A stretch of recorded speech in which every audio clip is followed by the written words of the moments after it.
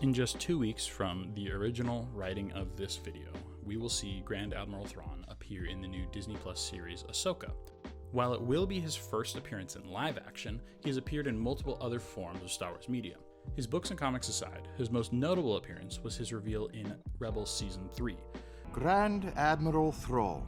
Grand Admiral? The Emperor recently promoted me after my victory at Baton. Thrawn's return rode the tailcoats of a darker end to Season 2 of Rebels, where we lose sight of Ahsoka and presume her to be dead by the hand of Vader. While he isn't in much of the marketing for Ahsoka, he is a huge draw for a lot of the Star Wars community to watch the show.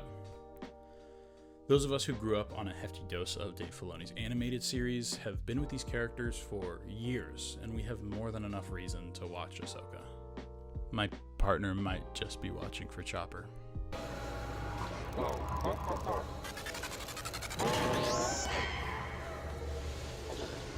But a lot of the Star Wars community is not into the animated shows. It's a big deal to bring old fans back to see their favorite Legends characters in their own living room. I worry that he won't live up to a lot of fans' expectations.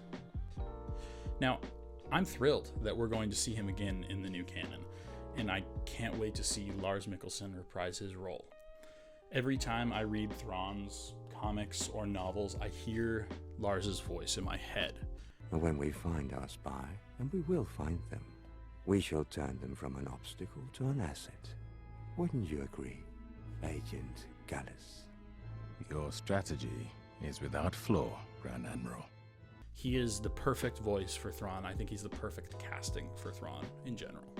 What I am worried about, however, is how Disney's been handling its Star Wars TV shows. Andor, Mando Season 1 aside, Obi-Wan, I haven't been very happy. I think Jon Favreau might not be the best showrunner, director, writer anymore, and that's okay. I liked what he did in Chef and in Iron Man 1, but it's been a while since those movies came out.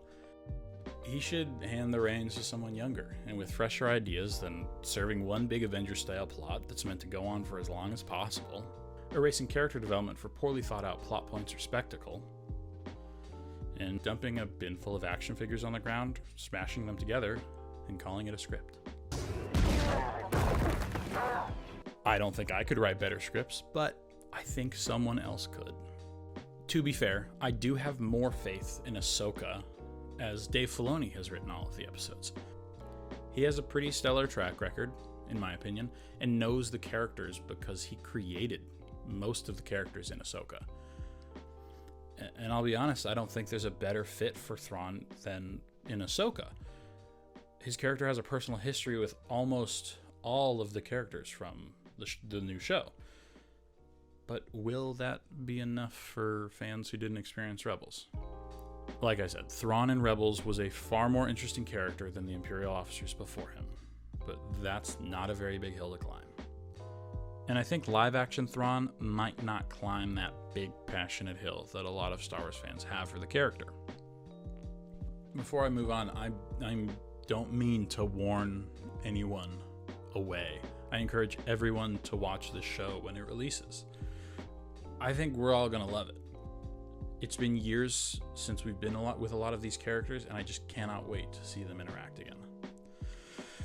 I think Thrawn will satisfy most everyone, but I think we have to temper our expectations in case we aren't in love with his portrayal. His character could not be in better hands, but I remember a certain favorite character of mine being in the hands of a director that I liked and being sorely disappointed. I remember going to the opening night of The Last Jedi, eager to see Luke Skywalker return to the silver screen for the first time in 40 years. It was the first time I would truly see a Star Wars movie in the theater that had Luke in it. And I know this camp can be very divided amongst the Star Wars community, but I was so not enthused with how the character was handled, to put it lightly. Do I think Thrawn will have as stark of a character change as Luke did? I don't think so. But what I'm trying to say is we aren't owed anything So we should just graciously disagree with said creator and move on. I was incredibly upset with Luke in The Last Jedi, and I disagree with almost every single character choice that Rian Johnson made for the character. I don't want to tell anyone not to be upset if a beloved character isn't portrayed how they want them to be, or to be content when said character doesn't live up to their expectations. We don't need Thrawn to be the same as he was in the books. It definitely doesn't help that Ahsoka name drops, Heir to the Empire. but that should be something we find hopeful.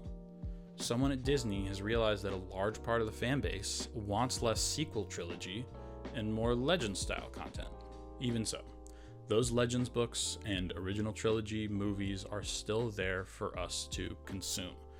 The stories that made us fall in love with these characters are still there.